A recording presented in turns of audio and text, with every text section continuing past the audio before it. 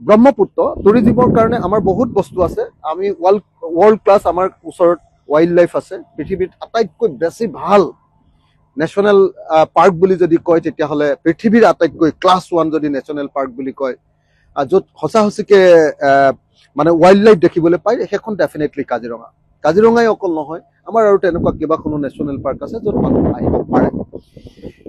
Wild life আছে, আমাৰ heritage tourism আছে। 600 বছৰ ৰাজত্ব কৰা, পৃথিৱীত 600 বছৰ ৰাজত্ব কৰা বংশ আছে, তাৰ অৱশেষবিলাক আছে, ৰাজকাৰেং আছে, কিন্তু তাকো আমি এতিয়ালৈকে ভালকে প্ৰদৰ্শন কৰিব পৰা নাই। আমাৰ হেৰিটেজ টুৰিজিমো এতিয়ালৈকে ভাল নহয়। আমাৰ কাৰণে ৰিলিজিয়াছ টুৰিজিম খুব ভাল হ'ব পাৰে, কামাখ্যা আছে আৰু অন্যান্য সত্ৰবিলাক আছে, কিন্তু সেইটো আমি এতিয়ালৈকে ভালকে কৰিব পৰা নাই। তাৰপিছত আমাৰ আৰু বহুত আছে, মই এফালৰ পৰা কৈ যাব পাৰোঁ, কাৰণ মই এইটো বিষয়ৰ ওপৰত কাম কৰোঁ, আপোনালোকে সকলোৱে জানে। তাৰ ভিতৰত এটা অন্যতম বস্তু হ'ল আমাৰ প্ৰকৃতি, আমাৰ নেচাৰ। আমাৰ নেচাৰক লৈ আমি ইমান কাম কৰিব পাৰোঁ। তাৰ এটা উদাহৰণ মই দেখুৱাই দিছোঁ যে কাজিৰঙা অৰ্কিড পাৰ্কত আমি কেনেকৈ পৃথিৱীৰ মানুহে বৰ এটা ইম্পৰ্টেঞ্চ দিয়া অকল অৰ্কিডক লৈ। এতিয়া এখন পৃথিৱী বিখ্যাত এখন পৰ্যটন ক্ষেত্ৰ, অসমৰ আটাইতকৈ বেছি মানুহ অহা পৰ্যটন ক্ষেত্ৰলৈ আমি কেনেকৈ উন্নত কৰিছোঁ।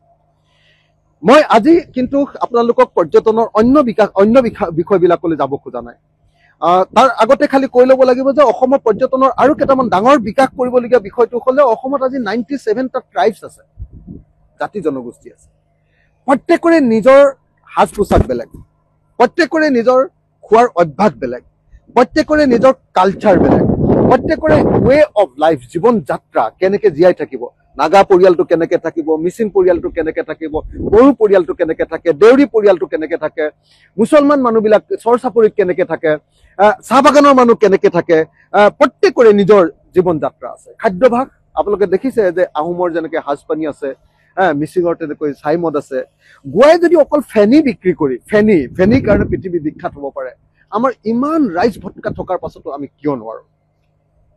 97টা ট্ৰাইবছৰ সংস্কৃতিক যদি খাদ্য, বেলেগ কথা বাদ দিলোঁ, আমি খাদ্যকে যদি প্ৰদৰ্শন কৰিব খোজো, খাদ্যটো বাদ দিয়কচোন, আজিকালি ৱে অফ লাইফ চাবলৈ আটাইতকৈ বেছিকে আহে মানুহ।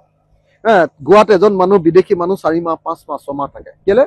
মানুহৰ জীৱন যাত্ৰাটো চাই, এওঁলোকে কেনেকে চলে, কেনেকে খায়, কেনেকে হাঁহে, কেনেকে কথা কয়, কেনেকে খেতি কৰে, কেনেকে ধান শুকুৱাই, কেনেকে চাউল বনায়, এই আটাইবিলাক চাবলৈ আহে।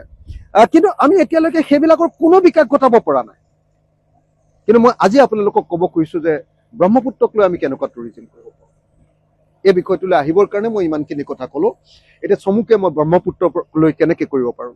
মোৰ পৰিকল্পনা হ'ল যে ব্ৰহ্মপুত্ৰক লৈ যদি সঁচাকৈ আমি বিকাশ কৰিব পাৰোঁ, তেতিয়াহ'লে ধুবুৰীৰ পৰা ষ্টাৰ্ট নকৰোঁ কিয় আমি?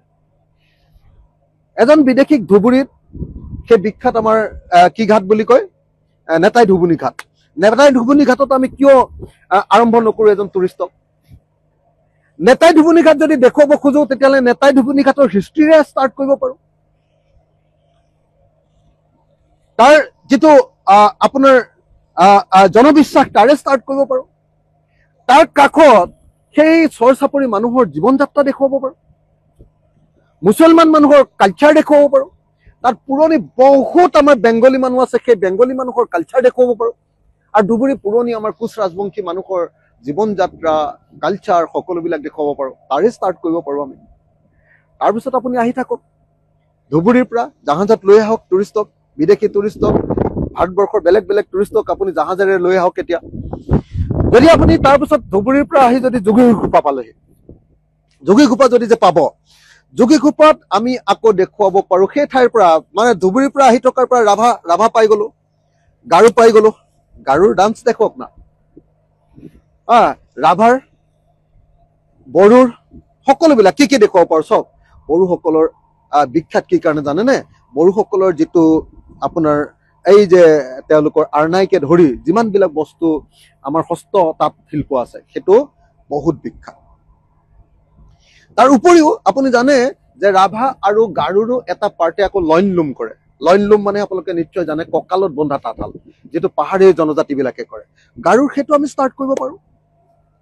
গাৰোৰ নৃত্য আপোনালোকে দেখিছে, ৰাভাৰ ঢোলটো, দীঘল ঢোলটো, গাৰোৰ যিটো ঢোল, ডিমাচাসকলৰ ঢোল, বড়োৰ ঢোল, চবকে খাম বুলি কয়, এটা ক্ৰাম বুলি কয়, বাকীবিলাকক খাম বুলি কয়। সেই খামক লৈ আমি আৰম্ভ কৰিব পাৰোঁ। তাৰ মাজত আকৌ যদি দেখুৱাই দিব খোজো, আমি হালনি গছৰ মাজত অলপ আধুনিক মানে আধুনিক আমি হেৰিও দেখুৱাই দিব পাৰোঁ। কি কয় আমাৰ হেৰিয়ে কৰা যিখিনি নাটক আছিলে, শাল গছৰ তলত, কি নাম আছিলে আমাৰ, পাহৰি গলো মই। তাৰপিছত আপুনি কোচ ৰাজবংশী মানুহৰ জীৱন যাত্ৰাটো আমি দেখুৱাব পাৰোঁ। কোচ ৰাজবংশী মানুহৰ জীৱন যাত্ৰা, বড়ো মানুহৰ জীৱন যাত্ৰা, ৰাভা মানুহৰ জীৱন যাত্ৰা, তেওঁলোকৰ খাদ্যাভ্যাস, এইবিলাক আমি এফালৰ পৰা দেখুৱাই আহি থাকিব পাৰোঁ। তাৰপিছত আমি আহি গুৱাহাটী পাম। গুৱাহাটীত আমাৰ বিহুৰ পৰা আৰম্ভ কৰি বিভিন্ন ধৰণৰ কালচাৰবিলাক দেখুৱাব পাৰোঁ। লগত কামাখ্যাক আমি দেখুৱাই আহিব পাৰোঁ। পৃথিৱীৰ নদীৰ ওপৰত থকা, নদীৰ মাজত থকা আটাইতকৈ সৰু দ্বীপটো, আটাইতকৈ ডাঙৰ দ্বীপটো যেনেকৈ আপোনাৰ মাজুলী, তেনেকৈ আটাইতকৈ সৰু দ্বীপটো আমাৰ আমি দেখুৱাই আহিব পাৰোঁ। গুৱাহাটীত থকা কি কয় উমানন্দ মন্দিৰটো আমি দেখুৱাই আহিব পাৰোঁ। তেনেকৈ আমি সেইফালতে আহি গৈ থাকিব পাৰোঁ। তাৰ পাছত যেতিয়া আমি অলপ আগত আহি যেতিয়া নগাঁও পালোহি, শিলঘাট পালোহি, তাত আকৌ বেলেগ বেলেগ জনগোষ্ঠী, তিৱা আহি গ'ল, কাৰ্বিও আহি গ'ল। তাতে কাৰ্বিসকলৰ কালচাৰ আপোনালোকে নিশ্চয় দেখিছে। আৰু নিশ্চয় আপোনালোকে জানে যে অসমীয়া সভ্যতা কেতিয়াৰ পৰা ষ্টাৰ্ট হৈছে। অসমৰ সভ্যতা ষ্টাৰ্ট কৰিছে কামৰূপ জিলাৰ সেই কাৰ্বি লোকসকলে। প্ৰথম নিঅলিথিক এজৰ প্ৰথম শিলৰ অস্ত্ৰ আৰম্ভ কৰিছিলে আমাৰ কাৰ্বিসকলে। সেইখিনি ঠাই আমি ষ্টাৰ্ট কৰিব পাৰোঁ, সেইখিনিত আমি দেখুৱাব পাৰোঁ মানুহক। তাৰপিছত আহি আমি পালোহি তেজপুৰ। তেজপুৰত কি কি দেখুৱাব পাৰোঁ আপোনালোকে সকলোৱে জানে। অসমত প্ৰথম বিহুৰ যদি হেৰি মানে স্থাপত্য ক'ৰবাত যদি আছে, প্ৰথমতে স্থাপত্যৰ ভিতৰত বিহু ডেন্স প্ৰথমতে আমি তেজপুৰত দেখুৱাব পাৰোঁ। তাৰপিছত কাজিৰঙা আহি গ'ল। কাজিৰঙা আহি গ'লে কাজিৰঙা নেশ্যনেল অৰ্কিড পাৰ্কো দেখুৱাব পাৰোঁ তাতে। আৰু কাজিৰঙাটো ৱৰ্ল্ড ক্লাছ এনেই হেৰি হয়। তাৰপিছত কাজিৰঙাৰ পৰা আমি আহি থাকিলোঁ। কাজিৰঙা পোৱাৰ পৰাতো এই অংশৰ পৰা আহোম সংস্কৃতি দেখুৱাবলৈ আৰম্ভ কৰিব পাৰোঁ। চুতীয়াসকলৰ সংস্কৃতি আমি দেখুৱাবলৈ আৰম্ভ কৰিব পাৰোঁ। তাৰপিছত অলপ আহি আকৌ মাজুলী পালোহি। তাৰ আগত দেউৰীবিলাকৰ সংস্কৃতি দেখুৱাব পাৰোঁ। তাৰপিছত মাজুলীলৈ আহি আমি অকল সত্ৰ নহয়, সত্ৰটো খুব ইম্পৰ্টেণ্ট বস্তু, কিন্তু তাৰ লগতে মিচিঙৰ জনজীৱনটো আমি দেখুৱাব পাৰোঁ। দেউৰীসকলৰ জনজীৱন দেখুৱাব পাৰোঁ।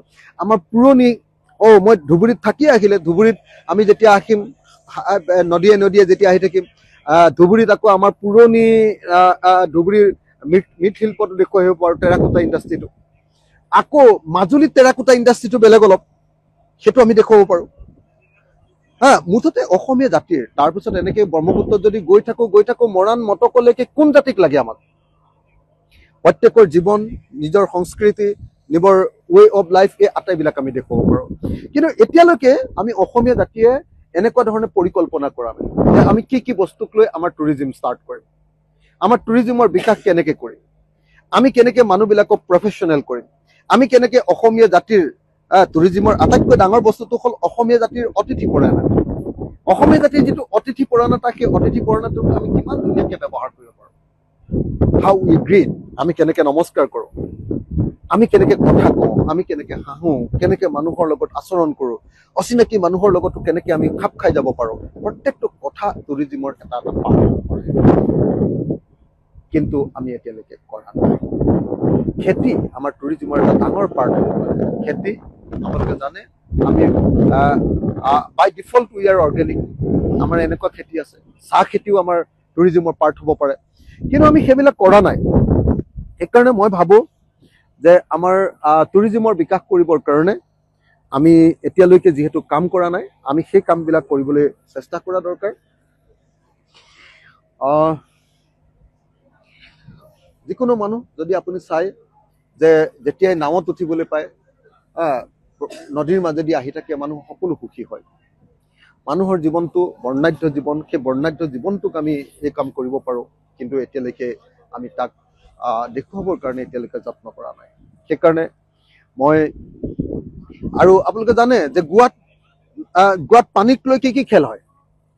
আমি যেতিয়া আন্দামানলৈ যাওঁ, আন্দামানলৈ যদি যায়, আপুনি সাগৰৰ মাজৰ এটা দ্বীপলৈ লৈ যাব। আপোনাক দ্বীপলৈ লৈ গৈ তাৰ পৰা বেলেগ বেলেগ খেল, সেই সাগৰৰ ওপৰত আপোনাৰ হেৰি ঘূৰাব, কি কয় আপোনাৰ পেৰাচুট। ব্ৰহ্মপুত্ৰৰ বালিচৰত আমি কিমান পেৰাচুটৰ খেল খেলিব পাৰোঁ, কিমান। ব্ৰহ্মপুত্ৰ নদীৰ অলপ ভাল ভাল ঠাই য'ত এক্সিডেণ্ট হ'ব নলগীয়া ঠাই আছে, ভাল ঠাই, বৰ বেছি হেৰি নাই, তেনেকুৱা ঠাইত কিমান আমাৰ জলক্ৰিয়া হ'ব পাৰে। জলক্ৰিয়া মানে আপোনাৰ বহুত বস্তু আছে, মানুহ মানে মানুহক একদম মুগ্ধ কৰি দিব পৰা, পগলা কৰি দিব পৰা, মানুহক একদম মন্ত্ৰমুগ্ধ কৰি ৰাখিব পৰা আমি তেনেকুৱা ব্যৱস্থা কৰিব পাৰোঁ। কিন্তু আমি এইবিলাক কৰা নাই, আমি ভবা নাই। এতিয়ালৈকে আমাৰ পুৰণি নাও খেলো ক'তো দেখুওৱা নাই। পুৰণি নাৱৰ ঠাইও ব্ৰহ্মপুত্ৰ নদীত তুলুং ভুতুং নাৱত উঠোৱাটো কিমান ডাঙৰ এটা টুৰিজিম হ'ব পাৰে, সেইবিলাক আমি ভবা নাই। আহক ব্ৰহ্মপুত্ৰৰ এই নতুন যিটো পৰ্যটন ক্ষেত্ৰত ব্ৰহ্মপুত্ৰই আমাক কিমান যে টকা দিব পাৰে, ব্ৰহ্মপুত্ৰই আমাক কিমান যে সম্পদ দিব পাৰে, ব্ৰহ্মপুত্ৰই আমাক কিমান যে বিকাশৰ সম্ভাৱনা দিব পাৰে। মই অকল টুৰিজিমৰ ব্ৰহ্মপুত্ৰৰ এই দিশবিলাক সম্পৰ্কে অলপ আলোচনা কৰিলোঁ। এই সম্পৰ্কে আমি আমাৰ ৰাইজৰ দলে আমাৰ সপোনৰ অসমখন নামৰ যিখন কিতাপ, তাত এই গোটেই কথাবিলাক আলোচনা কৰিছোঁ। আপোনালোকে কেতিয়াবা পঢ়ি চাব পাৰে।